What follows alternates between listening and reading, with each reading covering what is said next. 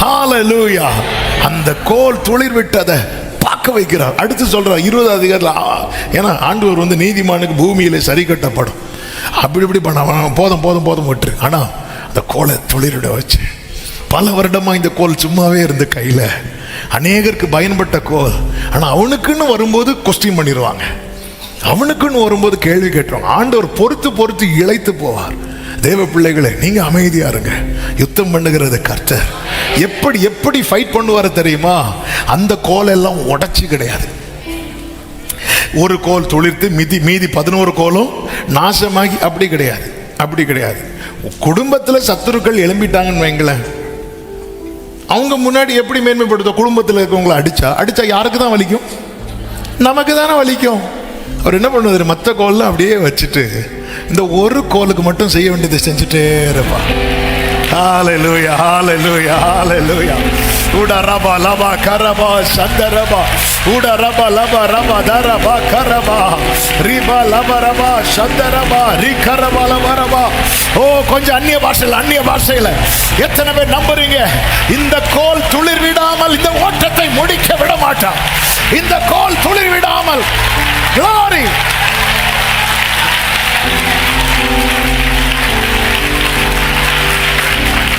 ஹல்லேலூயா. அதனாலதான் இயேசு சிலுவையில் அவர் அவ்வளவு கஷ்டப்படுத்தும் போது, பிதாவை இவர்களுக்கு, இப்படிதான் நம்ம ஜெபம் இருக்கணும். ஆண்டவர் மேன்மைப்படுத்துவார். எல்லாரும் பார்த்திருக்க. இப்ப ஆரோனுடைய கோலை மோசே எடுக்கிறார். எடுத்துட்டு இப்ப கேட்கிறார், இனி உள்ள வைக்கட்டுமா? அதன் அர்த்தம் என்ன? ஆரோன் கோல் உள்ள போக கூடாது. இது வரைக்கும் 16வது அதிகாரம் வரைக்கும் ஆரோன் உள்ள போனதான் மேட்ரு. இப்போ எந்த கோல் மட்டும்தான் உள்ள போகணும்? எல்லாரும் அக்செப்ட் பண்றாங்க. எல்லாரும் பார்த்திருக்க. அந்த கோல் துளிர் விட்டதும், துளிர் விடாத வரைக்கும் அதுக்கு மேல என்ன பெயர் எழுதினாலும் தெரியாது. துளிர் விட்டதுக்கு அப்புறம் நீ தேடிக்கொள்ளப்பட்டது என்று, கைவிடப்படாத நகரம் என்று. அது யார் கோல்? மோசே அப்படியே எடுத்து பார்ப்பார். ஆரோன். இனி யாரும் கொஸ்டின் பண்ண முடியாது. இது எப்படி உள்ள போலாம், இது எப்படி அங்க போலாம், கேள்வி கேட்க முடியாது. எல்லா கேள்விக்கும் பதில் வரும். பதில் வரட்டும். அதுக்கப்புறம் நான் ஜாமக்காரனா இருக்கிறேன்னு பிரயாசப்படாது. உங்களை நிந்திக்கிறவர்களுக்கும், ஆமென், உன்னை தூஷிக்கிறவனுக்கும் கர்த்தர் ஒன்னதான் ஜாமக்காரனா வச்சிருக்கிறார். நீ நிற்கும் போது காலம் நிறைவேறும். ஐந்தாவதாக ஜாமக்காரன் என்பவன் விடியலுக்காய் காத்திருக்கிறவன். சங்கீதம் 130 6, 7 வசனங்கள். 6வது வசனம், எப்பொழுது விடியும் என்று விடியற் காலத்துக்கு காத்திருக்கிற ஜாமக்காரரை பார்க்கலாம் அதிகமாய் என் ஆத்துமா ஆண்டவர். அதன் அர்த்தம் என்ன? அவனுக்கு நம்பிக்கை இருந்துட்டே இருக்கும். இந்த இரவு மாறும். ஆமென். ஒரு பொழுது என்னுடைய பொழுதா இருக்கும், ஒரு நாள் என்னுடைய நாளா இருக்கும். அவனுக்கு நம்பிக்கை இருந்து கொண்டே இருக்கும். 18 வருஷம் ஆனாலும் என் கூன் ஒரு நாள் நிமிரும். நான் நிமிர்ந்து கர்த்தரை மகிமைப்படுத்துவேன். ஜாமக்காரனுக்கு நம்பிக்கை தொய்ந்து போகாது. A watchman waits with hope for God's visitations, breakthrough and revival. அவன் நம்பிக்கையோடு காத்திருப்பான். அவன் தான் ஜாமக்காரன். நம்பிக்கையோடு. அவன் எனக்கு தெரியும், ஒரு பர்திமேயு வழியருகே நம்பிக்கையோடு உட்கார்ந்திருக்கிறான். தாவீதின் குமாரன் வருவார் என்று. ஏன் தாவீதின் குமாரன் வருவார்? ஏன்னா தாவீதின் குமாரனை குறித்து தான் தீர்க்க தரிசனம் இருக்கிறது. அவர் குருடருடைய கண்களை தெளிவிக்கிறவர், குருடருடைய கண்களை திறக்கிறவர், ஈசாயின் அடிமரத்திலிருந்து தோன்றுகிறவர். ப்ராஃபஸி இருக்கு. இவன் அப்படியே உட்கார்ந்து இருக்கிறான். வேதத்தை யார் சொல்லியாவது கேட்டிருப்பான்.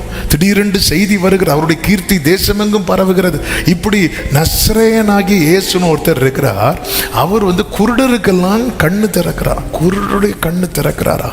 இப்படி பைபிள்ல ஒருத்தர் தானே சொல்லி இருக்கும், தாவீதின் குமாரன். அதனாலதான் இயேசு போகும்போது எல்லாரும் அவரை நஸ்ரேயனாகி இயேசுன்னு சொல்லும் போது இவன் மட்டும் என்ன சொல்லுவான் தெரியுமா? தாவீதின் குமாரனே. அதன் அர்த்தம் என்ன? நீ இருக்கிற சூழ்நிலை மோசமான நிலையில் இருந்தாலும் நீ நம்பிக்கையோடு காத்திரு. கர்த்தருடைய ரட்சிப்புக்கு நம்பிக்கையோடு காத்திருப்பது நல்லது. நிச்சயமாக முடிவு உண்டு. உன் நம்பிக்கை வீண் போகாது. ஆமென் சொல்லுங்க பார்க்கலாம். எனவேதான் ஆபகுக் 2வது அதிகாரம் 1வது வசனம், நமக்கெல்லாம் 2:3 தெரியும், 2:1 தெரியாது. அந்த 1வது வசனத்தில் சொல்லப்பட்டிருக்கும், நான் என் காவலிலே தரித்து. என்ன வேர்டுங்க! அரணிலே நிலை கொண்டிருந்து என்னை எந்த சிச்சுவேஷன்ல வச்சிருக்கிறாரோ அதுல நான் உக்காந்து அவர் எனக்கு என்ன சொல்வார் என்றும், அவர் என்னை கண்டிக்கும் போது நான் என்ன உத்தரவு சொல்வேன் என்றும் கவனித்து பார்ப்பேன். என்கிட்ட தப்புன்னா அவர் என்னை கண்டிப்பார். ஆமே, இல்லை இது நான் அனுமதிச்சது, இதுல இருந்து நான் வெளியே கொண்டு வருவேன்னா அவர் என்கிட்ட ஏதாவது சொல்லுவார். நான் இப்படிதான் வெயிட் பண்ணுவேன், அவர் எனக்கு என்ன சொல்லுவார் என்று. ஆண்டவர் எனக்கு என்ன சொல்ல போறாருன்னு காத்திருந்து இந்த பிரேயர்ல, இந்த செய்தி வேளையில ஏக்கத்தோடு இருக்கிற உள்ளமே, உன் ரோலை சொல்லிட்டாரு, நீ எழும்பிரு. ஏலி மாதிரி விட்டுறாத. ஆமே, நோவா மாதிரி எழும்பிரு. உன் குடும்பம் காக்கப்படும். உனக்கு ஒரு எதிர்காலம் உண்டு. ஆமே, அவர் எனக்கு என்ன சொல்லுவாரோ. இப்படி காத்திருந்தவனுக்கு என்ன சொல்லப்பட்டது தெரியுமா? 3வது வசனம், குறித்த காலத்துக்கு தரிசனம் இன்னும் வைக்கப்பட்டிருக்கிறது, முடிவிலே அது விளங்கும். அது பொய் சொல்லாது. அது தாமதித்தாலும் அதற்கு காத்திரு, அது நிச்சயமாய் வரும். அது தாமதிப்பது இல்லை. இந்த பகல் வேளையில ஆண்டவர் எனக்கு என்ன சொல்ல போறாரோ, என்ன சொல்ல போறாரோ ஏக்கத்தோடு இருக்கிறீங்களா? இந்த ஆபகுக் 2:3 என்ன சொல்ல போறாரோன்னு காத்திருக்கிறவர்களுக்கு சூழ்நிலை நெருக்கமா இருந்தாலும் என் ஆண்டவர் எனக்கு என்ன சொல்ல போகிறார், காத்திருக்கிற உள்ளமே, குறித்த காலத்துக்கு தரிசனம். நல்ல கைகளை தட்டி, இன்னும் வைக்கப்பட்டிருக்கிறது, இன்னும் வைக்கப்பட்டிருக்கிறது, முடிவிலே அது விளங்கும். அது பொய் சொல்லாது. பக்கத்துல 2 பேரை கையை பிடிச்சு பலப்படுத்தி சொல்லுங்க, அது பொய் சொல்லாது. வார்த்தை பொய்யாகாது, வார்த்தை பொய்யாகாது. ஹல்லேலூயா. ஆண்டவரே, எனக்கு என்ன சொல்ல போறீங்க? செய்ய மாட்டேன்னு சொல்ல போறீங்களா? உனக்கு நடக்காதுன்னு சொல்ல போறீங்களா? அப்படி பயந்து இருக்கும்போது அது நிறைவேறும். எப்படிங்க இருக்கும்? எப்படிங்க இருக்கும்? கர்த்தருடைய வார்த்தை விடாய்த்து ஆத்துமாவை குளிர பண்ணும். விடாய்த்து போய் வந்திருக்கிற உள்ளமே, இதோ கர்த்தருடைய வார்த்தை, இது என்னோடு தான் கர்த்தர் பேசுகிறார். நிச்சயம் உள்ளவங்க. ஹல்லேலூயா. ஆண்டவரே, உன் ரோலை சொல்லிட்டார், உன் ரோலை சொல்லிட்டார், நீ யாருன்னு சொல்லிவிட்டார். ஆமே, கர்த்தர் வைத்திருக்கிற. ஆண்டவரே, யாரும் நிக்க விட மாட்டேங்கிறாங்க, அதை நீ மைண்ட் பண்ணாத. உன் கோல் இன்னும் துளிரல, அதான் விஷயம். உன்னையும் உன் அழைப்பை ஏன் அங்கீகரிக்கல தெரியுமா? உன் கோல் துளிரல. உன் கோல் துளிரது வரை நீ காத்துறாத. உன் ரோலை நீ செய். எல்லா கண்களுக்கு முன்பாக ஆண்டவர் எப்பவுமே பாருங்க, உனக்கு கொஞ்சம் பலன் இருக்கும்போது நீங்க செய்றீங்க தெரியுமா? இந்த ஆரோன் இந்த இடத்துல வந்து நிற்கிறார். மோசே நின்னாலும் அது பரவாயில்ல. ஏன்னா மோசைக்கு விரோதமாக முறுமுறுத்ததை விட யாருக்கு அகேன்ஸ்டாக தான் ரொம்ப முறுமுறுக்கிறாங்கன்னா ஆரோன். ஆரோன் வந்து நிற்கிறார். எப்படி ஓடி வந்து நிற்கிறார். நிக்கணுமே, நிக்கல. ஆண்டவர் அதுதான் பார்க்க, உனக்கு கொஞ்சம் பலன் இருந்து, அதாவது மனதளவில் தளர்ந்திருந்த ஆரோன, ஆனாலும் நின்னா. ஆண்டவர் சொல்றார், இனி நான் வெயிட் பண்ண மாட்டேன், விடியல் வரப்போகிறது. சில உள்ளங்களுக்கான தீர்க்க தரிசனம், சில விடியற் காலம் சிலருக்கு வரப்போகிறது. எத்தனை பேர் ஆமென் சொல்லுங்க? எல்லாரும் எழுந்து நிற்கலாமா? ஜெபாவி என்னில் ஊற்றும். ஒரு டைம் ரொம்ப ஆயிட்டு, ஒரு 3 minutes நம்ம ஜெபிக்க போகிறோம். ஒரே ஒரு ஜெபம் நீங்க வீட்டுல போய் இதை தொடர்ந்து ஜெபம் பண்ணுங்க. ஆமென், ஆமென்.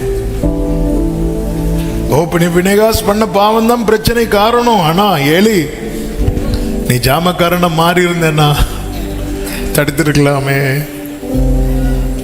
தடுத்திருக்கலாமே. நீ கர்த்தர் என்னோடு தான் பேசினார். நிச்சயம் உள்ளவங்க மட்டும் உங்க வலது கரத்தை உயர்த்து. உங்க இடது கரத்தை இருந்தது. நேரம் ரொம்ப ஆனதுனால நான் அங்கே ஜெபிக்க விரும்புறேன். ஆனா உண்மையா ஒரு 2 நிமிஷம் நீங்க ஜெபம் பண்ணுங்க. ஆண்டவரே, ஏலிய மாதிரி, எசேக்கியாவை மாதிரி நான் எனக்கு மட்டும் காவலாளனா இருந்துட்டு என் குடும்பத்தை விட்டுறக்கூடாதுப்பா, சபையை விட்டுறக்கூடாதுப்பா, தேசத்தை விட்டுறக்கூடாதுப்பா. ஆண்டவரே, என்னுடைய ரெஸ்பான்சிபிலிட்டியை நான் உணர்ந்தவனாய் உள்வாங்கினவனாய் திறப்பில் நிக்க, நோவா மாறி திறப்பில் நிக்க, யாக்கோப மாறி போராட, மோசைய மாறி திறப்பில் நிக்க, நோவா மாறி குடும்பத்தை கட்டி எழுப்ப, ஆரோன மாதிரி நிக்க எனக்கு கிருபை தாரும், கிருபை தாரும். கர்த்தர் உனக்கு ஒரு ஜாமக்காரன் ரோல் கொடுத்திருக்கிறார்னா உனக்கு ஒரு விடியற் காலத்தையும் வைத்திருக்கிறார், உனக்கு ஒரு விடியற் காலத்தையும் வைத்திருக்கிறார். அந்த கிருபையின் ஆவியை ஊற்றுங்க ஆண்டவரே. கண்கள் இருளடைகிற நிலைமை எங்களுக்கு வேண்டாம், எங்களுக்குள்ள இந்த ஆவிக்குரிய மந்த நிலைமை வேண்டாம். ஒரு அனலை தருவீராக, ஒரு அனல் உண்டாக செய்வீராக, ஒரு அனல் உண்டாக செய்வீராக, ஒரு அனல் உண்டாக இயேசுவின் நாமத்தில். ஒரு அபிஷேகம், ஒரு அபிஷேகம். கர்த்தர் கிருபையை ஊற்றுறார், கிருபையை ஊற்றுறார்.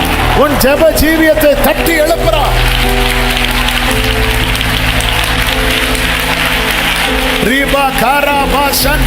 அபிஷேகம் பெற்ற தேவ பிள்ளைங்க, அந்நிய பாஷையில உன் கோல் துளிர்விடும் காலம் சமீபிக்கிறது.